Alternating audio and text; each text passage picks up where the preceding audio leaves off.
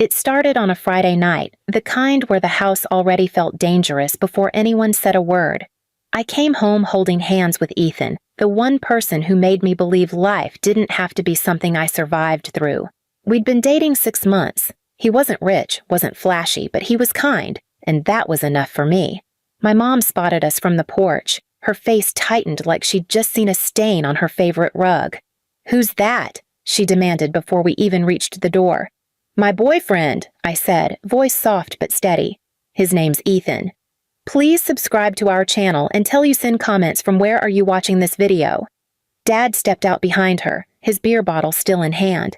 He looked Ethan up and down the way people look at bad weather. "Boyfriend?" he repeated. "This one doesn't look like he can even pay for his own shoes." Ethan tried to smile, offering his hand. "Nice to meet you, sir." Dad didn't shake it. He laughed. Low, mean. "You dating him because you ran out of options or because you want to embarrass me?" "Dad," I whispered. "Please." But he wasn't listening. He never did.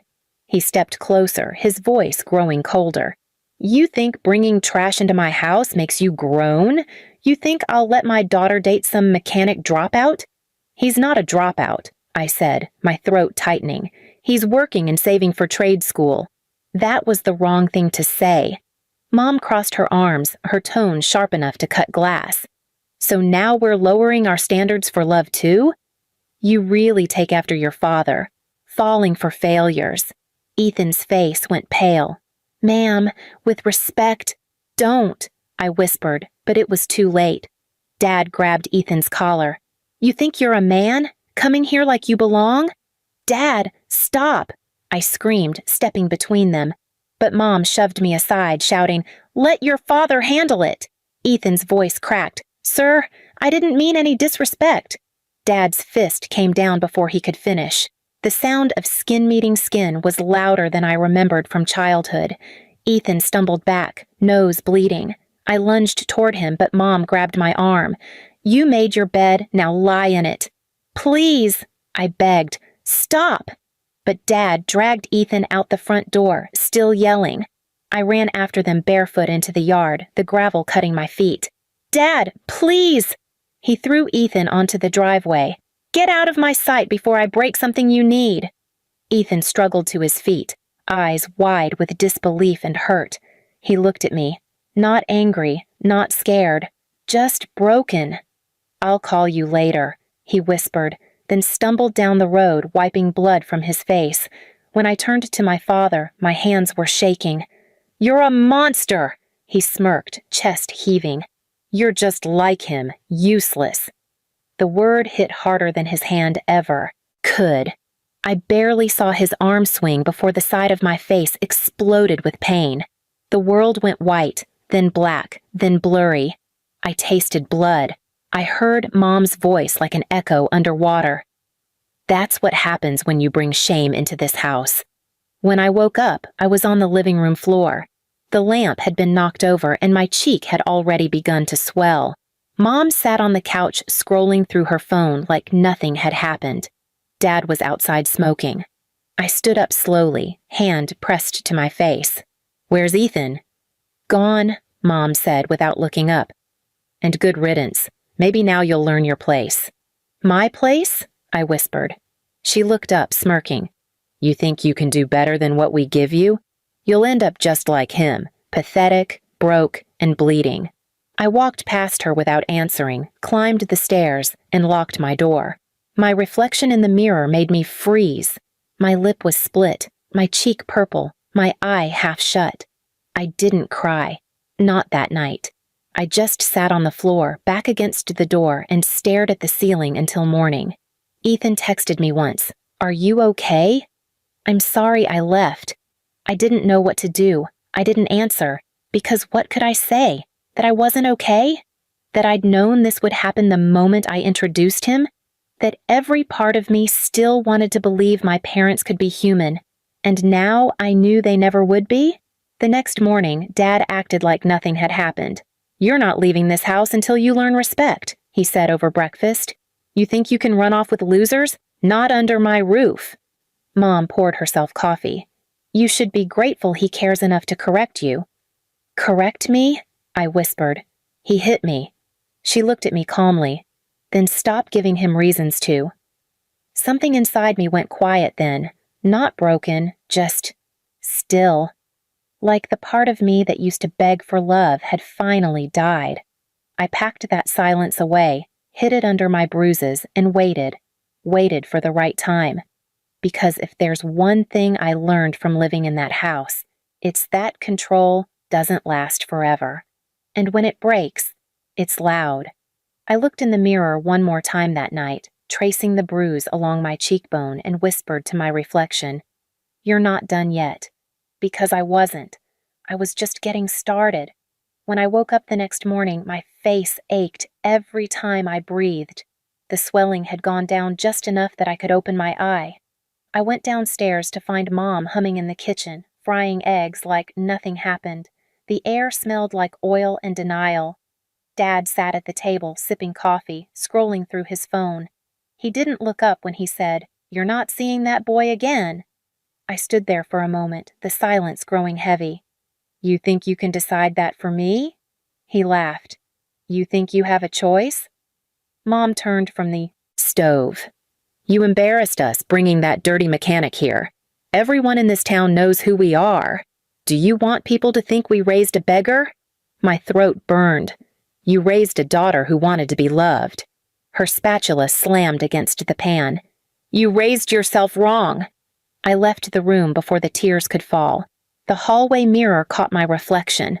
The bruise across my face was now yellowing at the edges. I pressed my fingertips to it and whispered, "This is the last time."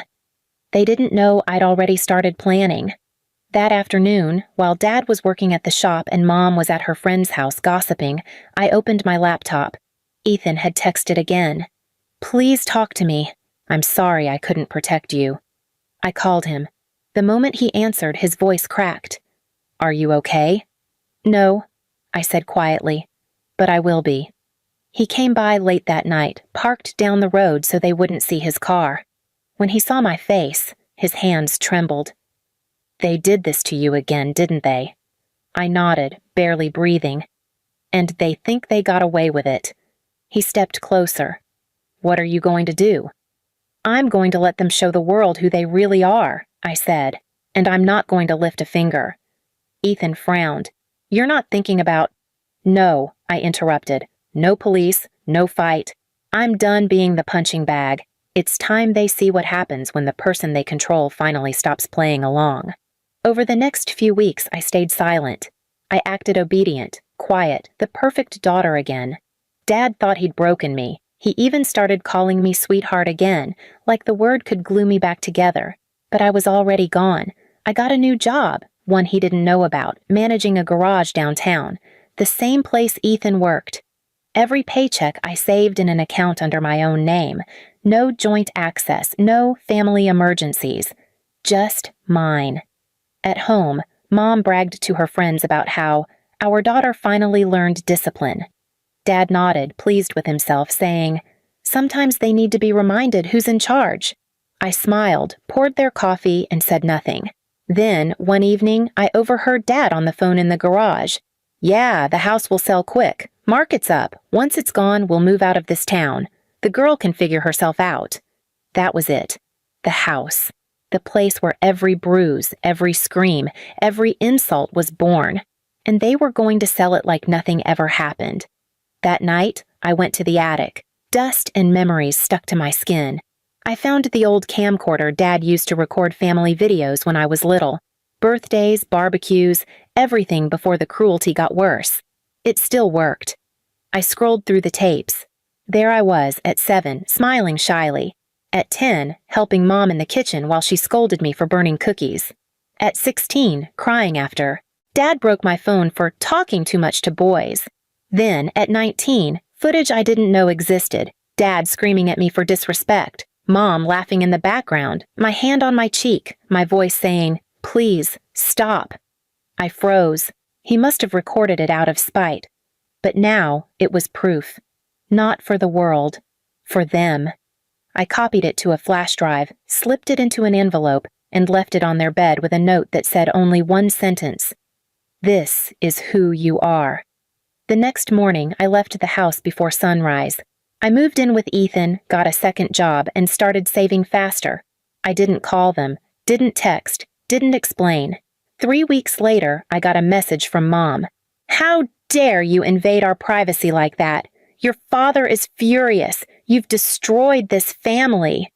I didn't reply, because that family had been destroyed a long time ago. They just hadn't noticed until someone handed them the mirror. Ethan touched my hand. "You think they'll ever change?" I shook my head. "No, but I did." And for the first time, that felt like enough. Still, I knew it wasn't over. Not yet, because the real revenge, the one that would make them feel every ounce of the pain they caused, hadn't even begun. 3 months passed before I heard from them again. By then, I'd moved into a small apartment with Ethan. It wasn't fancy, but it was safe. No shouting through the walls, no footsteps that made my body flinch. I could finally sleep without keeping one eye open. But one evening, as I was closing the shop, my phone buzzed. It was Mom. I almost deleted the message before reading it, but something made me pause. "Your father's hurt, fell at work. He's asking for you." I stared at the screen for a long time. The old me, the one they'd broken, would have dropped everything and run. But that girl didn't exist anymore. Still, Ethan looked at me with concern. "You sure you don't want to go?" "I'll go," I said, "but not for him. For me." When I pulled into their driveway, the house looked smaller than I remembered. The paint was peeling, the porch light flickered, and the place felt empty. Mom opened the door, her face pale, her eyes swollen like she hadn't slept. "Your father's in the living room," she whispered. He was lying on the couch, leg in a cast, a bruise running down his temple. The man who once filled every room with noise suddenly looked weak, small. He saw me and tried to smirk. "Took you long enough." I said nothing, just stood there. Mom wrung her hands. "He's been in pain for days. The bills are piling up, the shop's losing customers. Maybe if you could help out." There it was, the real reason she called. Not concern, not guilt, need. I almost laughed. "You only remember I exist when you're falling apart." Mom's lip quivered. "Don't talk like that. We're still family." "Family?" I said softly. "Family doesn't drag the person you love into the street. Family doesn't smash your face and call you useless." Dad groaned, eyes darting away. "You're still holding on to that? I was teaching you a lesson." "No," I said. "You were showing me exactly what kind of person I'd never become." He opened his mouth to speak, but I cut him off. "You told me once I'd end up like Ethan. Poor, pathetic, a waste. Look around, Dad. You're living the life you built." Mom started crying quietly, but I didn't feel sorry anymore. I felt free. I stepped closer to the doorway, looking around at the walls that had witnessed everything, every slap, every insult, every bruise I'd hidden. "Do you remember what you said the night you hit me?" Dad frowned. "I said a lot of things." "You said he's just like you, useless." I met his eyes. "Turns out, you were right about one thing. He was like you once, until he chose to stop letting pain define him. And I did too." I placed an envelope on the table. Mom reached for it, confused. "What's this?" "The deed," I said. "You were going to sell this house. Now it's in your name alone. You can keep it, or sell it, or burn it. But you'll never see me again." Her hands shook. "Why would you?" "Because I don't need revenge that hurts. I need one that heals." I turned to leave. Dad shouted after me, "You think you're better than us now?" I stopped in the doorway. "No, Dad. I just finally stopped being yours." Outside, the air smelled like rain. Ethan was waiting in the car. When I got in, he asked quietly, "You done?" I looked back at the house one last time, that collapsing shrine of fear and ego, and whispered, "Yeah, I'm done." As we drove away, the first drops of rain hit the windshield. It felt like the world washing something off me that had clung too long.